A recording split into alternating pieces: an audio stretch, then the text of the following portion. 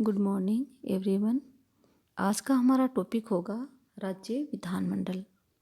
इसमें हम राज्य विधानमंडल का गठन कैसे होता है और राज्य विधानमंडल के जो सदस्य होते हैं उनकी क्या क्या योग्यताएं होती हैं उसके बारे में अध्ययन करेंगे।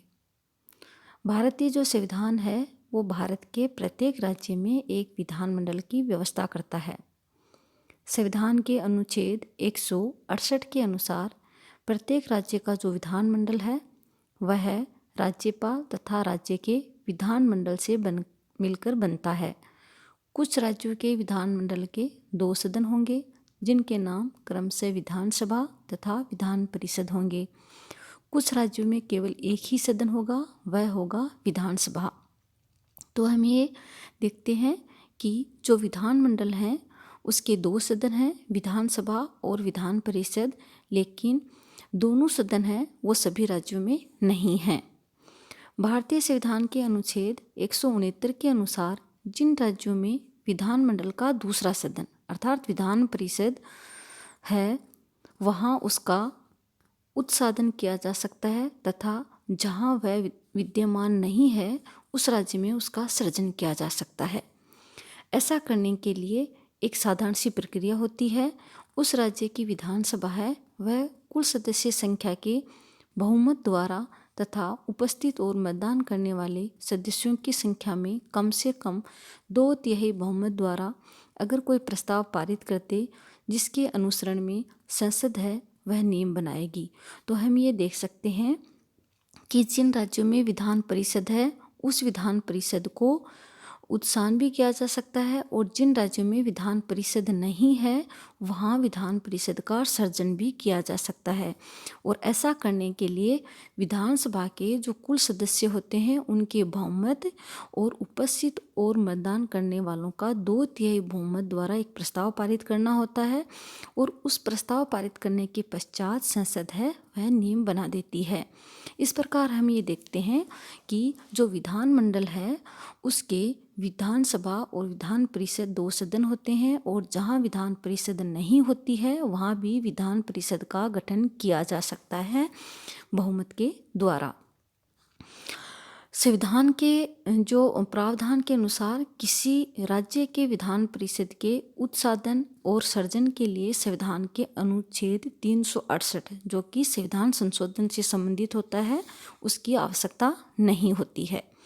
कई बार ये प्रश्न जो कंपटीशन एग्जाम होती हैं उसमें पूछ लिया जाता है कि क्या 368 की प्रक्रिया के द्वारा विधान परिषद का सर्जन या उत्साधन किया जा सकता है क्या? तो नहीं किया जा सकता क्योंकि ये प्रक्रिया अलग है।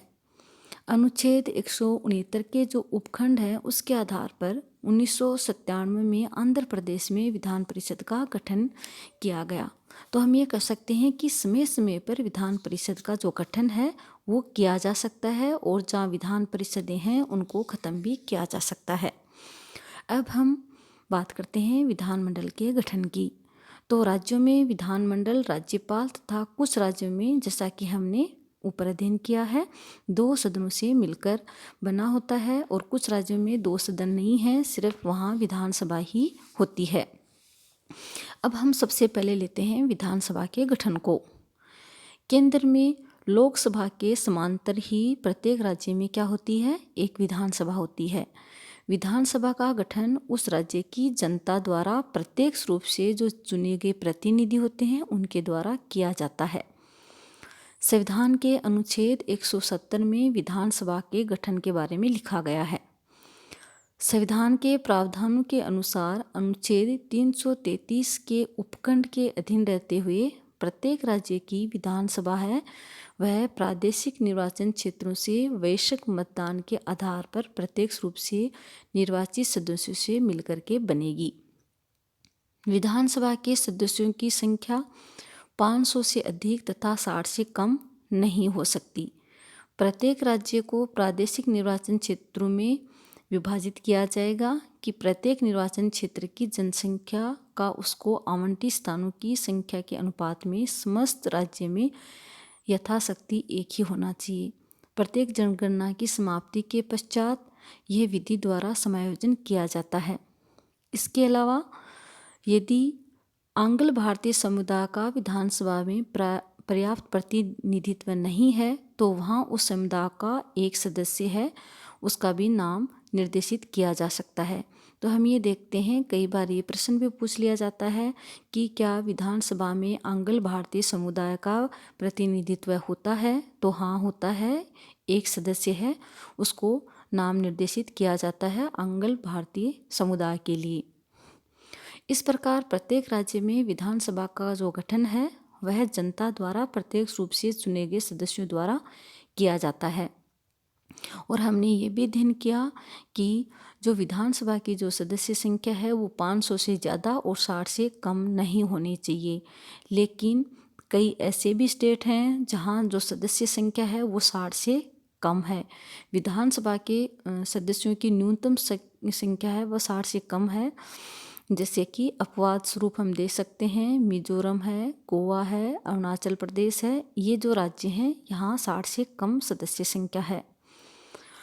इसके अलावा जो 84वां संविधान संशोधन 2002 में हुआ था, राज्य विधानसभाओं के सदस्यों की संख्या है वह 2026 तक ऐसे की ऐसी रख दी गई है, अर्थात चेंज नहीं हुआ है। जितनी सदस्य संख्या पहले थी उतनी ही वर्तमान में भी है। और प्रत्येक राज्य की विधानसभा में अनुसूचित जाति जनजाति के लिए उनकी संख्या के जो अनुपात है उनमें स्थानों को सुरक्षित रखा गया है। और ये 79वें संविधान संशोधन के अनुसार आरक्षण की जो ये व्यवस्था है यह 25 जनवरी 2010 तक रखी गई थी पहले, लेकिन 109वें संविधान संशोधन दोबारा किया गया और ये व्यवस्था 2020 तक कर दी गई। तो हम ये देखते हैं कि विधानसभा की जो सदस्य संख्या है उसको भी 2026 तक ऐसा ही रख दिया गया है और ST SC की जो सदस्य संख्या है उनको 2020 तक भी ऐसे ही रख दिया गया है। अब हम बात करते हैं विधानसभा के सदस्य की योग्यताओं की। तो संविधान का जो अनुच्छेद 173 है उसमें सदस्यों की योग्यता के बारे में लिखा गया है। सबसे पहले वह भारत का नागरिक होना चाहिए, वह कम से कम 25 साल का अवश्य हो और उसके पास ऐसी योग्यताएं हों जो संसद किसी विधि द्वारा निर्धारित करती है। तो हम ये देखते हैं कि इसके साथ साथ है वह पागल और दिवालिया भी नहीं होना चाहिए। वह भारत सरकार या राज्य सरकार के अधीन किसी लाभ के पद पर हो, यद्यपि वह उन लाभ पदों पर आसीन होते हुए योग्य हो सकता है जिन लाभ पदों के संबंध में विधानमंडल ने विधि द्वारा ये घोषित कर रखा है कि इन लाभ पदों पर आसीन होते हुए कोई व्यक्ति विधानसभा की सदस्यता के लिए अयोग्य नहीं होगा। तो हम ये कह सकते हैं कि वह लाभ के पद पर हो लेकिन वह विधानमंडल द्वारा किसी विधि द्वारा घोषित कर रखा हो कि वह लाभ के पद पे होते हुए भी ऐसा वह सदस्य बन सकता है। वह भारत का नागरिक नहीं है अथवा उसके किसी विदेशी राज्य की नागरिकता स्वेच्छा से अर्जित कर ली है अथवा किसी विदेशी राज्य के प्रति निष्ठा भाव स्वीकार कर चुका है, तो ऐसे व्यक्ति के बारे में भी राय ली जाती है। फिर हम बात करते हैं विधानसभा के कार्यकाल की। तो विधानसभा का जो कार्यकाल है वह 5 वर्ष है। राज्यपाल इससे पहले भी उसे भंग कर सकता है। आपातकाल में संसद विधि द्वारा विधानसभा का कार्यकाल एक बार में 1 वर्ष के लिए बढ़ा सकती है। आपातकाल की उद्घोषणा समाप्त होने पर बढ़ाया हुआ कार्यकाल है ये 6 माह से ज़्यादा नहीं होता है। तो हम ये देखते हैं कि वैसे तो 5 साल के लिए होता है विधानसभा का कार्यकाल, लेकिन जो राज्यपाल है वह समय से पहले भी इसको भंग कर सकता है। और इमरजेंसी के वक्त जो संसद होती है एक कानून के द्वारा विधानसभा का जो कार्यकाल है उसको 1 साल के लिए बढ़ा सकती है और जैसे ही इमरजेंसी हट जाती है उसके पश्चात ये कार्यकाल सिर्फ 6 माह तक ही प्रभावी रहता है। अब हम बात करते हैं अधिवेशन की। तो राज्यपाल विधानसभा का अधिवेशन है उसको आहूत करता है तथा उसका सत्रावसान भी करता है, परंतु विधानसभा के 2 जो अधिवेशन होते हैं उनके मध्य का जो समय होता है वह 6 माह से ज़्यादा नहीं होना चाहिए। फिर हम लेते हैं गणपूर्ति की। तो विधानसभा अध्यक्ष है वह विधानसभा का अधिवेशन स्थगित कर सकता है अगर सदन की गणपूर्ति नहीं हो। तो गणपूर्ति का यहाँ मतलब होता है कि विधानसभा की जो कुल सदस्य संख्या होती है उसका 1/10 होना जरूरी होता है। विधानसभा के पदाधिकारी की बात करते हैं हम, तो विधानसभा अपने सदस्यों में से ही एक अध्यक्ष अर्थात स्पीकर को चुनती है और एक उपाध्यक्ष अर्थात डिप्टी स्पीकर का चुनाव करती है। विधानसभा अध्यक्ष उपाध्यक्ष को तथा उपाध्यक्ष को संबोधित कर अपने हस्ताक्षर सहित लेख द्वारा अपना नाम पद त्याग कर सकता है।